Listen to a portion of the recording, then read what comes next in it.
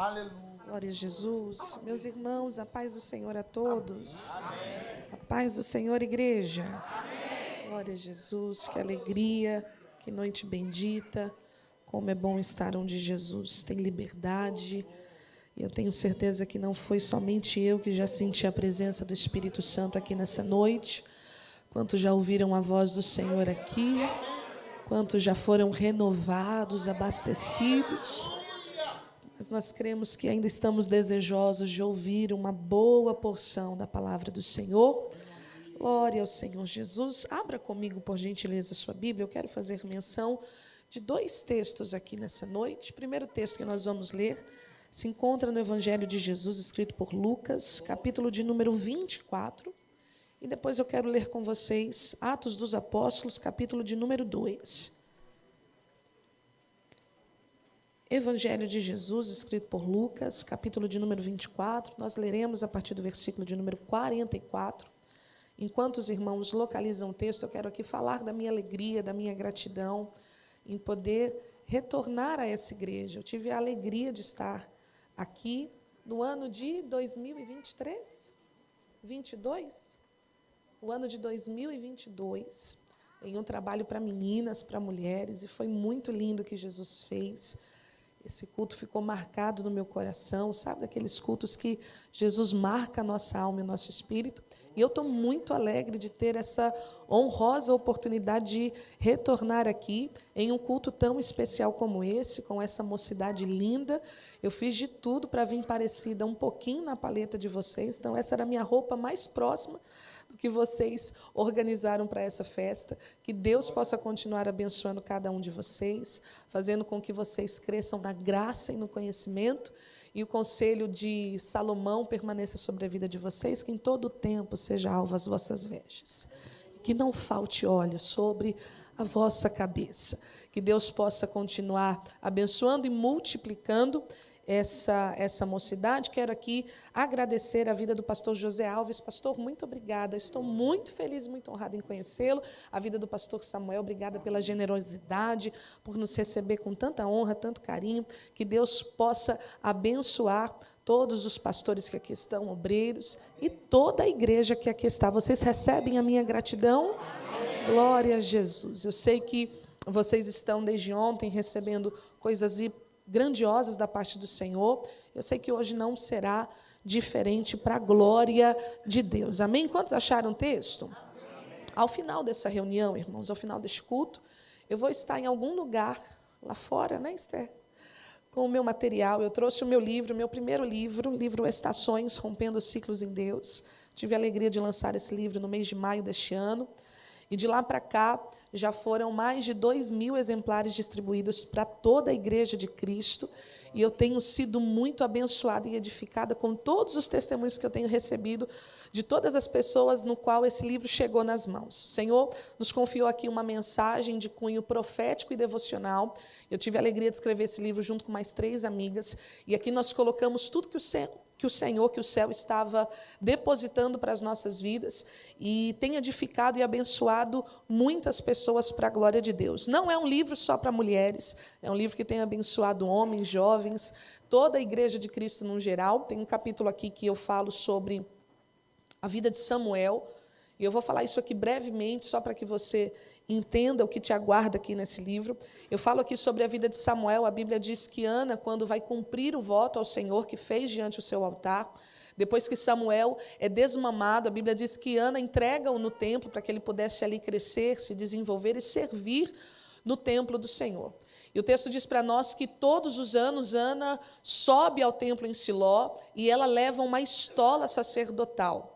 Ela vai vestir Samuel com uma estola sacerdotal, e aqui há 2 verdades. A primeira delas, Samuel não vem de uma linhagem sacerdotal. Então, naturalmente falando, não havia possibilidade alguma de que esse menino se tornasse um sacerdote.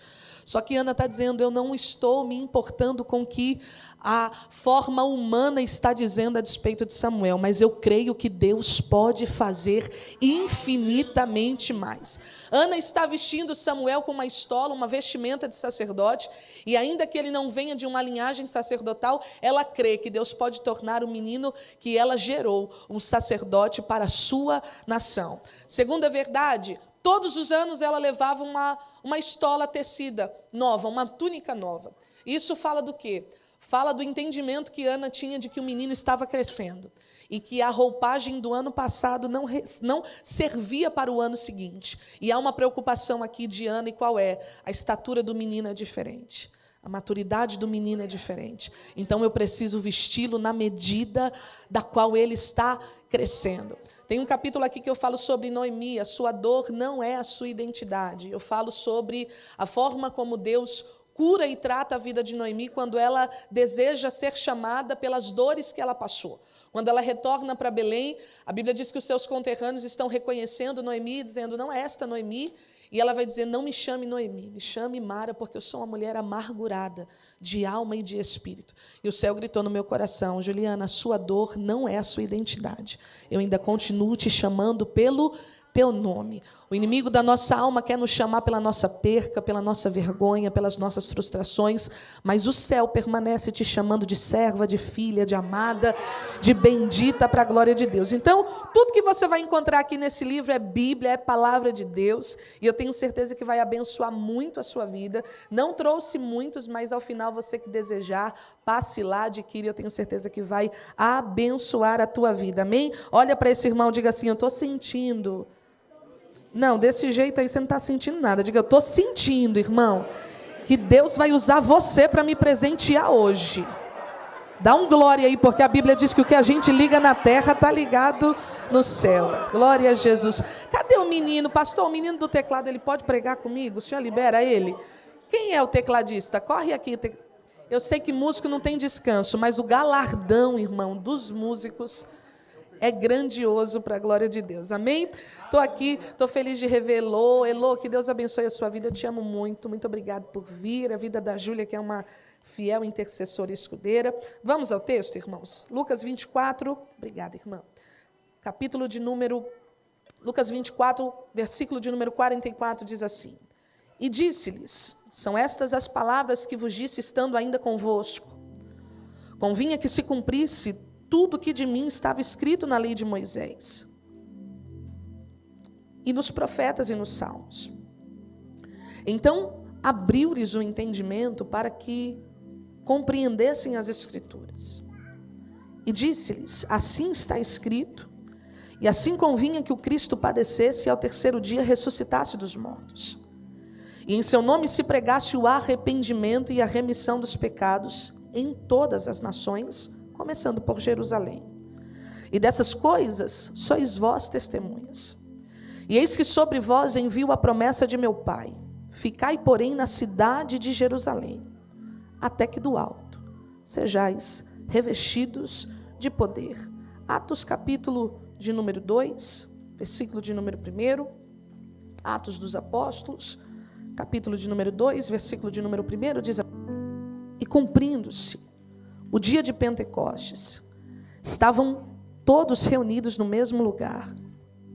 E de repente, aleluia, e de repente, veio do céu o som como de um vento veemente e impetuoso, e encheu toda a casa em que estavam assentados. E foram vistas por eles línguas repartidas como que de fogo, as quais pousaram sobre cada um deles, e todos foram cheios do Espírito Santo. E todos foram cheios do Espírito Santo. E começaram a falar em outras línguas, conforme o Espírito Santo lhes concediam que falassem. E você diz amém? Antes de se assentar, eu queria que você procurasse aí o crente mais pentecostal que está perto de você. Procura aí, vê se ele está do teu lado, vê se ele está aí na tua esquerda, na tua direita. Aleluia. Olha aí, a gente não pode falar essa palavra, né, irmão? Pentecostal que já começa um barulho. Isso é bom. Glória a Deus. Juliane, como eu sei que esse crente que está do meu lado é pentecostal? A gente sabe, irmão. Porque o crente pentecostal, ele denuncia que ele já chegou no culto. Ele adora, ele levanta a mão, ele glorifica. Você vai virar para ele e vai perguntar assim, está se preparando para o de repente? Não, você só repetiu. Agora você vai perguntar. Diga para ele, está se preparando para o de repente? Porque tem um de repente no céu preparado para acontecer. E aqueles que estiverem prontos receberão da parte de Deus. Quantos acreditam nessa verdade, se assente glorificando?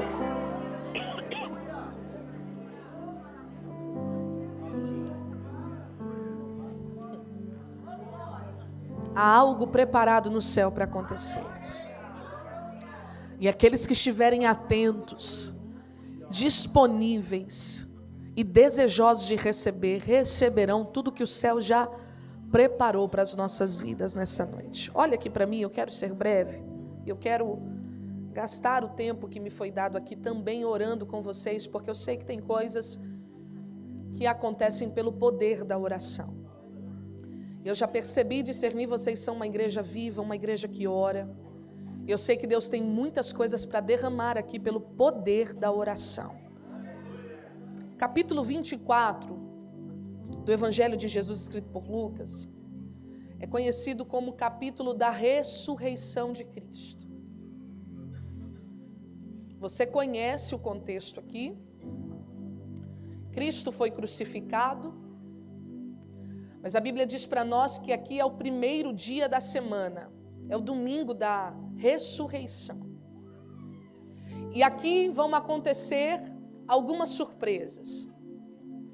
E dentre essas surpresas que agora vão acontecer, uma delas é porque o Cristo ressurreto, vivo, deseja agora se encontrar com seus discípulos.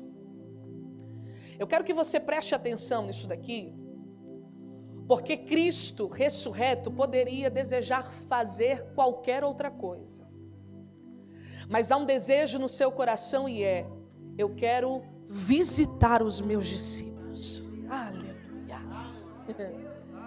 Ele poderia fazer tantas outras coisas, mas depois de ressuscitar, o seu coração está desejoso de se encontrar com aqueles que abriram mão de tudo para caminhar com Ele. O seu coração está desejoso de conversar, de se encontrar com aqueles que caminharam tantos anos com eles. E eu quero que você perceba uma verdade, qual é?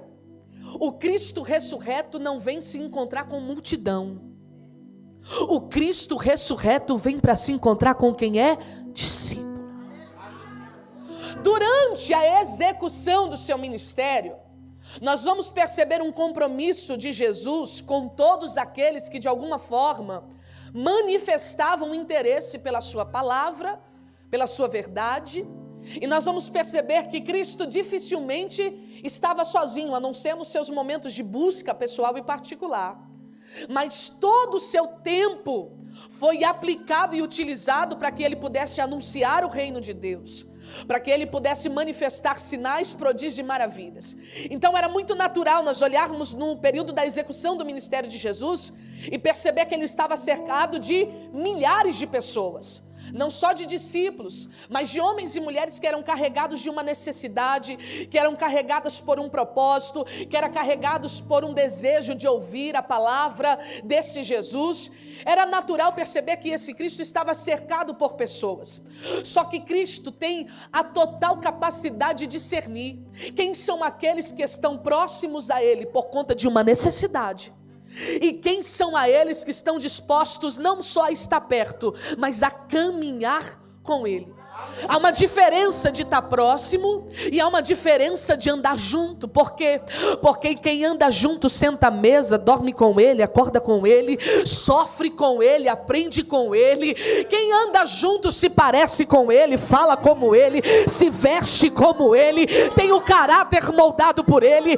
E há uma diferença, e eu quero que você entenda. Jesus, Ele tinha compromisso com a multidão até o dia da cruz, mas depois de ser crucificado, estando agora ressurreto, e antes de ser assunto aos céus, ele está perguntando: cadê os meus meninos? Oh, aleluia!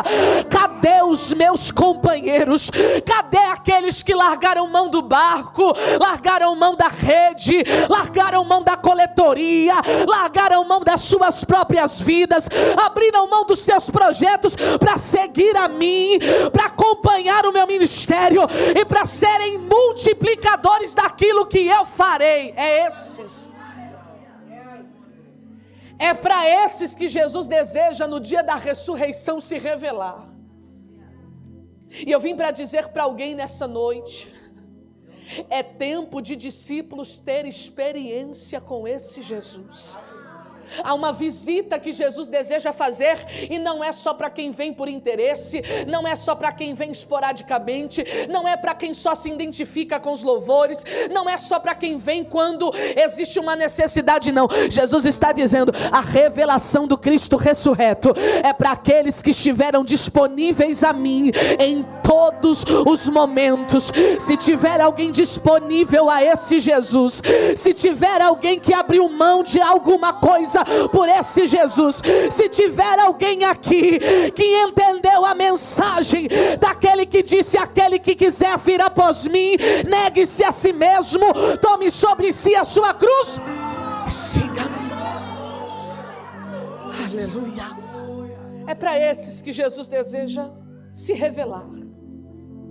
O texto diz que o cenário, geograficamente falando, em Jerusalém, era de um caos muito grande. Um caos estava instaurado em Jerusalém, a ponto dos discípulos estarem trancados com medo dos judeus. João vai falar sobre isso. Trancados dentro de casa com medo dos judeus. Por quê? Porque o fato do Cristo em que eles depositaram todas as suas esperanças e expectativas ter sido crucificado, trouxe a eles um nível de vulnerabilidade, ao ponto deles olharem para si mesmos e pensarem: o que é que será de nós agora? A Bíblia vai dizer ainda no capítulo de número 24, que haviam discípulos aqui nessa condição, que por conta do acontecimento em Jerusalém, estavam dispostos a sair da geografia, a sair do ambiente que Deus havia os plantado, e retornar a Emaús, uma aldeia que ficava a mais ou menos 11, 12 quilômetros de Jerusalém. Eles estavam dispostos a fugir daquele cenário. Por quê? Porque eles estavam frustrados. Eles estavam pensando assim: nós acreditamos em algo que não foi real, nós depositamos a nossa vida em algo que não foi real, nós entregamos, nós nos colocamos e nos condicionamos a uma verdade que acreditamos, mas que hoje nós nos sentimos desprotegidos. Por quê? Porque a expectativa desses homens era que esse Cristo viesse os libertar da opressão do Império Romano. Aí eles estão vendo aquele Cristo pendurado na cruz do Calvário, eles estão vendo que eles estão à mercê agora de todos os judeus naquele ambiente. E o que é que eles fazem? Eles estão saindo de Jerusalém e fugindo para Emaús. E enquanto eu li isso aqui, o Senhor me disse: diga na minha igreja que a frustração não vai alterar a rota da promessa. Eu vou repetir isso aqui para alguém entender. A frustração daquilo que você acredita que saiu do teu controle não vai alterar a rota da geografia que Deus estabeleceu para você. A ordem permanece sendo: ficai em Jerusalém. Só que agora, por conta do medo e da frustração, existem discípulos dizendo: vamos sair daqui. E eu vou dizer, eu entendo, porque é difícil permanecer na geografia do caos. É difícil permanecer depois de frustrado. É difícil permanecer quando as suas expectativas não são supridas. Só que sabe o que eu acho lindo? É que o mesmo Jesus que se preocupou em visitar os discípulos que estavam trancados dentro de casa, foi o mesmo Jesus que se preocupou em encontrar, oh aleluia, encontrar encontrar os discípulos que estavam saindo de Jerusalém no meio do caminho. Sabe o que é isso? A maior manifestação da graça desse Jesus na vida de alguém. Por quê? Porque se eles estão saindo, Jesus poderia dizer: eu não tenho compromisso com quem sai, eu tenho compromisso com quem fica. Mas o amor desse Jesus, ele é tão grande que mesmo que alguém queira desistir, Jesus está dizendo: eu vou te encontrar no meio do caminho.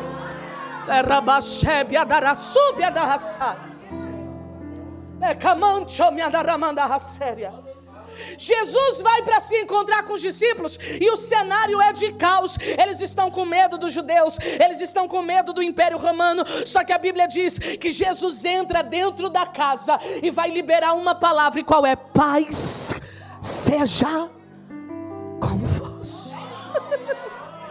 Lá fora, lá fora existe um caos instaurado, mas aqui dentro tem uma palavra de Jesus: paz seja convosco. Eu vou repetir até alguém entender o que Jesus está pregando na minha boca. Lá fora eles estão desesperados, mas aqui dentro existe uma palavra: paz seja convosco. Levante a mão. Paz seja convosco. Você tem glória a Deus para dar aqui nessa noite, porque Deus está trazendo paz para a alma de alguém, dizendo: não se preocupa, eu permaneço vivo, eu permaneço no controle, nada fugiu do meu projeto. Paz seja convosco. Paz. Paz. Quem não dormia vai voltar a dormir. Paz. Quem não tinha esperança vai voltar a ter paz. Quem não se alegrava vai voltar a ser. Eu estou profetizando. Paz seja convosco. Paz seja convosco. Jesus entra naquele cenário para se encontrar com os 11 discípulos. E há duas coisas que Jesus vai fazer aqui. Primeiro, o texto que nós lemos diz para nós que Jesus vai afirmar para estes discípulos e lembrá-los. Era necessário que tudo isso acontecesse para que se cumprisse o que foi dito por Moisés, o que foi dito pelos profetas, o que foi dito nos Salmos. Ou seja, Jesus está lembrando esses discípulos que tudo o que aconteceu já estava escrito. E aí Jesus vem, primeiro, libera a paz. Segundo, Jesus vai lembrar, porque antes de tudo isso acontecer, Jesus havia avisado os discípulos. Jesus havia comunicado os discípulos: é necessário que o Filho do Homem padeça. Lembra de João 14? Jesus na última ceia vai se reunir com eles e vai liberar sobre eles uma palavra: não se turbe o vosso coração. Crede em Deus e crede também em mim. Na casa de meu pai há muitas moradas. E se não fosse assim, eu não vos teria dito: eu vou, mas eu vou para preparar lugar, para que onde eu estejais, vocês possam estar também. Eu vou, mas eu não vos deixarei órfãos.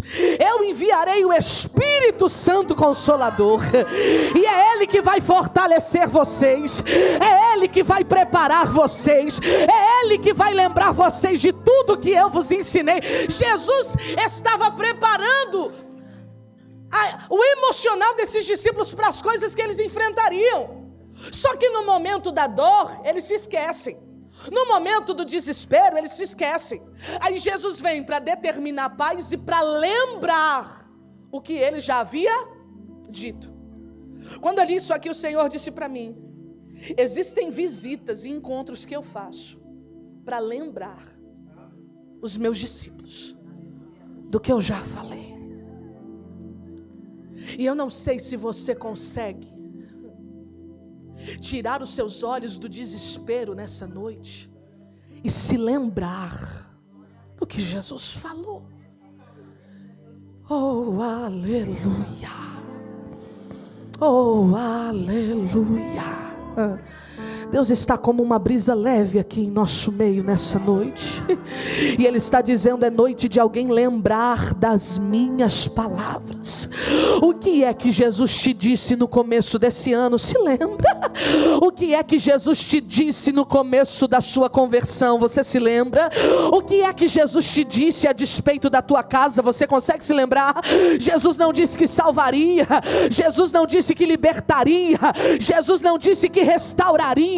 Jesus não disse que levantaria. Jesus não disse que encheria. Jesus não disse que usaria. Jesus não disse que te surpreenderia. E por que é que os teus olhos estão no caos? Jesus está convidando alguém a se lembrar do que Ele falou. E Ele está dizendo: se lembre do que eu já determinei, do que eu já liberei. Se lembre do que eu te falei, diz o Senhor.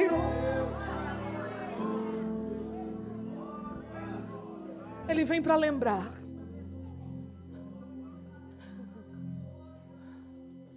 Se lembra, está tudo no meu controle. Depois de lembrar, Jesus vem para anunciar algo novo. Porque o Deus que lembra também anuncia coisas novas. Aleluia. Não é noite só de estarmos aqui na condição de saudosista, se lembrando do que Ele disse.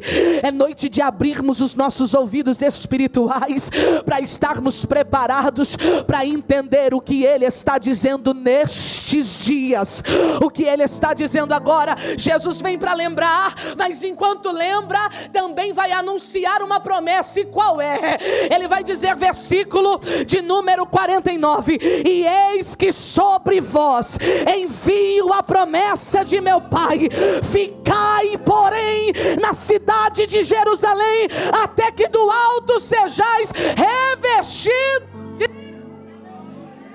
A palavra aqui, a visita, o encontro, vem para fazer com que esses discípulos tenham capacidade de permanecer num ambiente onde eles tinham vontade de sair. É sério. Eu quero que você entenda que isso aqui não fala só de uma geografia, mas de um posicionamento necessário para aquele tempo. A ordem de Jesus é: fiquem em Jerusalém. Aleluia. Do lado de fora, se vocês olharem para lá, vocês terão motivo de sobra para tentar sair. Mas se vocês se lembrarem do que eu estou falando agora, ainda que o inimigo queira arrancar vocês desse lugar, fica. Ainda que o inferno queira fazer vocês recuar, fica. Ainda que Satanás queira fazer vocês perderem a rota e o rumo, fica. Há uma palavra para alguém aqui nessa noite, e eu não sei para quem Jesus está pregando, mas Jesus está dizendo: suporta o caos, suporta a pressão, suporta, oh aleluia, o convite do adversário para tentar te tirar da geografia espiritual e da promessa. A ordem desse Deus é: fica. Fica porque tem novidade, fica porque tem revestimento, fica porque tem algo novo. Tem alguém que crê aqui nessa noite? Ficai em Jerusalém, até que do alto. O ficai aqui é permaneça. Permaneça. Existirão momentos na minha, na tua trajetória com Deus, em que o Senhor não vai nos direcionar nem para a direita nem para a esquerda, mas existirão momentos que vão ser necessário permanecer. Haverão muitas vozes dizendo: vai ser melhor fazer isso, vai ser melhor fazer aquilo. Só que Deus está marcando um encontro com alguém. Oh, aleluia. E a voz de Deus é audível ao espírito de alguém que discerne, dizendo: não é tempo de tomar decisões precipitadas, é tempo de resistir e permanecer. Ficai aonde? Em Jerusalém. Eles já sabiam que aonde eles tinham que ficar. Só que a ordem do ficar não atribui só o permanecer. A ordem do ficar atribui também o fazer. Por quê? Porque não adianta ficar onde Jesus quer, se não for para fazer o que é necessário. Diga glória a Deus. Não adianta ficar, mas ficar de braço cruzado. Deus está conversando com alguém. Não adianta ficar, mas ficar com a incredulidade. Não adianta. Não adianta ficar, mas ficar dizendo também não me envolvo, também não conte mais comigo, também não quero mais saber de nada, eu fico, mas não adoro, eu fico, mas não glorifico, eu fico, mas não me envolvo. E Deus está dizendo, não é só ficar, é fazer. Fazer o quê? A Bíblia vai dizer para nós que quando esses discípulos ouvem a ordem de Deus, a ordem da boca de Jesus, que era para eles permanecerem em Jerusalém, o que eles vão fazer? Eles vão se reunir, eles vão orar, porque não basta só ter uma palavra, é necessário fazer o que precisa ser feito. O Senhor tem me dito esses dias, eu vou repetir aqui nesse altar, o que muda, o que nós vamos viver não é só o que Jesus fala, mas é o que nós fazemos com aquilo que Jesus está falando. Porque não adianta ficar em Jerusalém, mas ficar sem se envolver, ficar sem orar, ficar sem jejuar, ficar sem trabalhar, ficar sem se comprometer, ficar sem adorar, ficar sem glorificar. Jesus está dizendo, fica, mas fica fazendo o que precisa ser. Tem alguém entendendo aqui nessa noite? Tem gente que diz assim, eu fiquei. Que bom. Eu uso uma expressão com as minhas amigas quando elas vêm falar alguma coisa que elas fizeram. Eu digo assim, parabéns pelo mínimo. Eu fiquei. E Jesus poderia responder assim, parabéns pelo mínimo. Só que não adianta só estar onde Jesus quer. É necessário fazer o que precisa. Esses discípulos, eles vão agora separar-se e buscar ao Senhor em oração. A Bíblia diz para nós que eles vão se reunir no cenáculo. E você pensa que é todo mundo que suporta fazer? Não é não, irmão. Porque a princípio há uma quantidade tão grandiosa de pessoas, mas não são todos que suportam. Só que eu não vim pregar nessa noite para quem está disposto a desistir. Eu vim pregar nessa noite para quem está disposto a suportar. E ainda que você esteja disposto a desistir, a palavra do céu te alcança onde você está, muda o cursor do teu coração, altera, oh aleluia, os desígnios da tua alma, e disse na tua força você não aguenta. Recebe de Deus graça, recebe de Deus renovo, recebe de Deus auxílio, recebe de Deus suporte para permanecer e fazer. Eu encerro.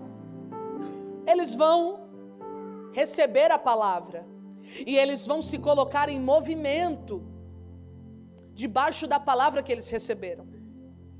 Jerusalém está se preparando para uma das maiores festas. Uma festa que era comemorada anualmente pelos judeus. A festa das colheitas. 7 semanas depois da Páscoa, 49 dias, e no último dia era comemorado o dia do Pentecostes. Existem muitas pessoas que estão envolvidas pela festa, mas existe gente que está debaixo da palavra. Existem muitas pessoas que estão distraídas na festa, mas existem pessoas que estão agarradas na palavra. Existem muitas pessoas que estão envolvidas com coisas secundárias, com coisas efêmeras, com coisas passageiras, mas tem alguém lembrando, ele disse para ficar, ele disse para orar, ele disse para resistir, ele disse para adorar. Eu vou pregar até alguém entender. Ele está agarrado na palavra, dizendo, eu ainda me recordo, o meu coração ainda queima pelo que ele disse, e ele disse que vai nos encher, ele disse que vai nos selar, ele disse que vai derramar do alto, aquilo que o dinheiro não compra, aquilo que homem não pode fazer. João Batista vai anunciar, dizendo: eu vos batizo com água para arrependimento, mas aquele que vem após mim, ele vos batizará com o Espírito Santo e com fogo. Segura na mão desse jovem, dessa mulher, desse irmão que está perto de você e diga: fica na palavra, se agarra na palavra, ora a palavra, declara a palavra. Ele disse que vai fazer, ele disse que vai encher, ele disse que vai usar, ele é cabarabacéria, ele disse que vai levantar. Então não se distrai, fica. Fica de pé no teu lugar.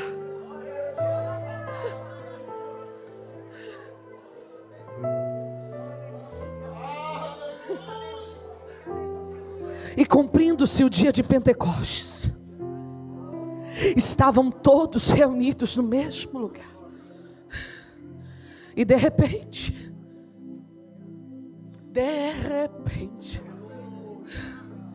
essa palavra aqui mexeu comigo, irmãos, e eu encerro para nós orarmos. Essa palavra mexeu comigo por quê? Porque eu quero acreditar que, enquanto Lucas transcrevia esses relatos e narrava a Teófilo tudo que estava acontecendo na construção da igreja primitiva, eu quero acreditar que esse de repente veio na perspectiva de quem estava de fora. Porque o de repente traz para nós o entendimento que algo aconteceu do nada. E Deus me disse: não foi do nada. Tinha muita lágrima no altar de oração. Não foi do nada. Tinha muita renúncia naquele cenáculo. Não foi do nada. Enquanto discípulos estavam desistindo, tinha 120 reunidos, perseverando, permanecendo, agarrados na palavra.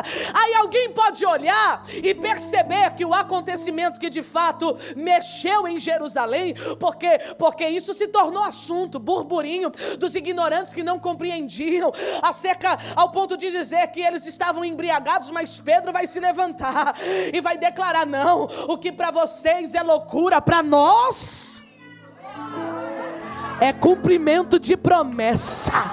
O que Joel declarou está se cumprindo aqui. O que Paulo vai dizer para os homens é loucura, mas para nós é poder de Deus.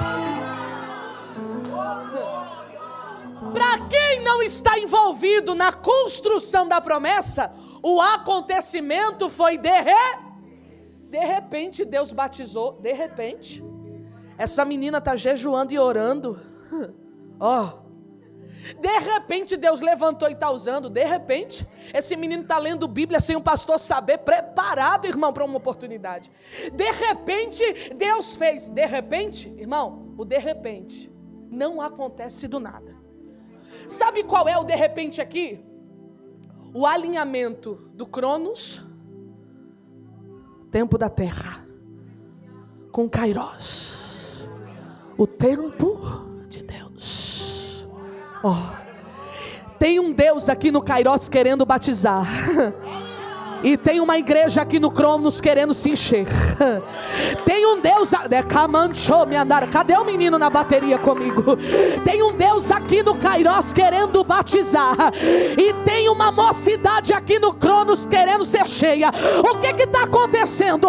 É o Kairos se alinhando ao Cronos e o Cronos ao Kairos. É Deus dizendo: se você quiser, eu já estou preparado. Se você quiser, eu já abri o chão. Se moderar, para quem desejar, existe um céu aberto aqui. Deus está dizendo: eu quero cumprir promessas hoje. Eu quero cumprir promessas hoje. Eu quero cumprir e selar alguém hoje. Eu quero levar alguém para casa falando em mistério hoje. Eu quero limpar alguém aqui hoje. Eu quero purificar.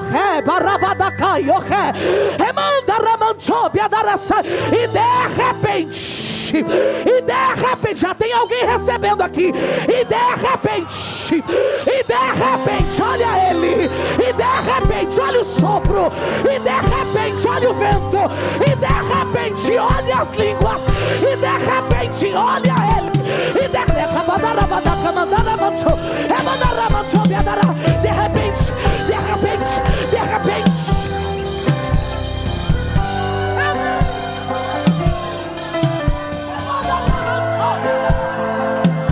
hoje é noite de cumprimento de promessa. E de repente, ouviu-se um som. Ouviu-se um som. Aumenta meu retorno aqui só um minuto. E de repente ouviu-se um som.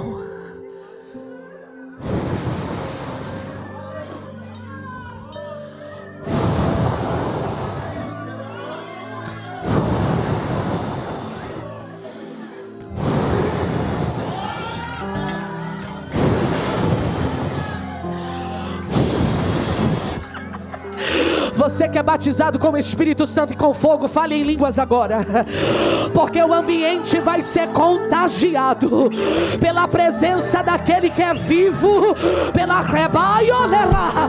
Você está proibido de falar em português agora. Juliana, mas eu não estou sentindo nada. A tua fé não depende do que sente, a tua fé depende do que crê. Nós não dependemos do que sentimos. Quando ele vem, quando ele vem, quando ele vem, quando ele vem,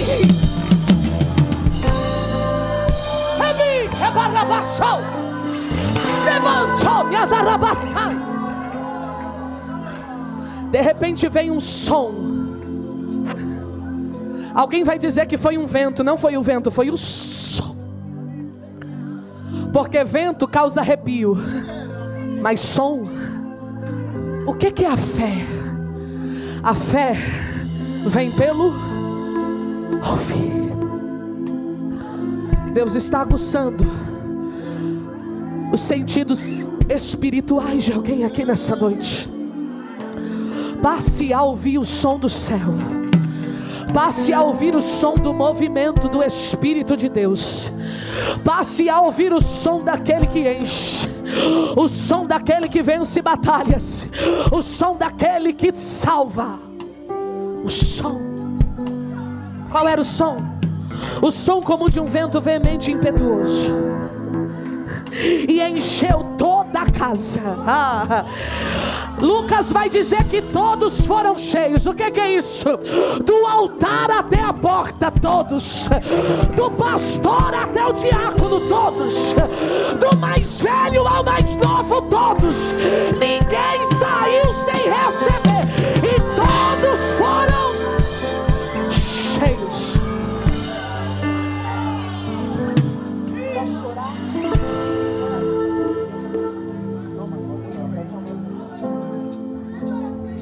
E todos foram cheios. Eu queria alguém para louvar, pastor Samuel, enquanto nós vamos orar. Samuel, você vem. Como é o nome dele? Como é seu nome? Washington, você vem ligado comigo. Deus quer batizar com um hino de fogo. Aleluia. Com um hino de fogo. Deus está dizendo aqui no altar: eu quero batizar quem ainda não recebeu e quero renovar. Renovar. O som que vai passar sobre nós aqui nessa noite vai batizar quem ainda não foi selado, mas vai renovar. E o que vem nesse renovo? Variedade de língua, dom de discernimento, palavra de sabedoria, palavra de conhecimento. O dom da palavra. A Bíblia vai dizer que Deus, Jesus, abriu o entendimento deles para que eles pudessem crer. Sabe o que é isso? Era Deus visitando as faculdades mentais de alguém para dizer: eu visito a tua cognição agora, para que você compreenda aquilo que é espírito. Fecha os teus olhos aí no teu lugar. Você que ainda não é batizado com o Espírito Santo e com fogo, corre aqui para o altar, porque nós vamos orar. Você que ainda não foi selado com o cumprimento da promessa. Corre aqui porque nós vamos orar.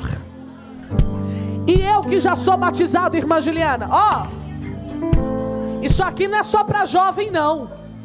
E todos foram cheios.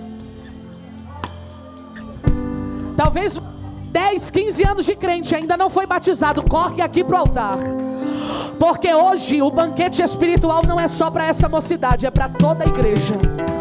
Toda a igreja. Toda a igreja. Você que ficou no seu lugar, estenda as mãos para cá. Comece a orar em línguas aí no teu lugar. E comece a pedir: Jesus, enche os teus filhos. Enche os teus filhos. Enche os teus filhos com aquilo que o homem não pode proporcionar. Se encontra na prateleira dos homens aquilo que a internet não pode fazer, aquilo que o dinheiro não pode proporcionar. Faz agora e cumpre a profecia de Joel. E cumpre a profecia. Visões, profecias. Abre a tua boca e começa a dar glória. Abre a tua boca e começa a glorificar. E se começar a vir uma língua estranha na tua mente, abre a boca e reproduz. Não é coisa da tua cabeça, é poder de Deus. É poder de Deus.